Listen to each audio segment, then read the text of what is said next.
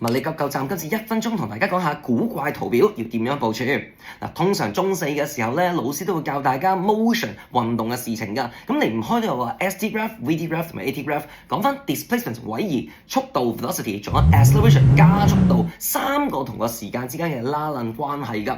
重點地方係啲乜嘢咧？就係考試偏偏未必出呢3個 graph， 可能會變成 V square against S。速度嘅二次方同埋位移嘅關係，仲有 S against T square 位移同埋時間二次嘅關係。咁遇到呢啲咁古怪嘅圖表，到底我哋點樣去做嘅呢？嗱，老實講啦嚇，好多老師都會同你講話用 slope 啦，用 area 去到做。不過唔係話佢哋錯，調翻轉一樣嘢就係諗一諗，到底有咩公式關係？呢個先係最重要啊！因為有陣時我哋嘅公式當中咧，可能有啲嘅常數，例如 S 等於 UT 加1/2 AT square 咧，個1/2係冇任何單位嘅存在㗎，甚至V square 減 U square 等於 2AS， 佢都唔會有任何嘅單位喺個2字度出現㗎。所以如果你直接諗就係 slope 同埋 area 嘅話咧，有機會就 miss 咗個 constant， 你個常數就會係計漏咗，咁結果你咪計錯數咯。所以建議大家就係遇到古怪圖表嘅時候，不如問下自己到底有咩公式係關事咯噃。例如而家所講嘅呢2個圖表，頭先我講咗答案㗎啦，唔知你又知唔知咧？可以留言話俾我聽喎。我哋下集再見啦，拜拜。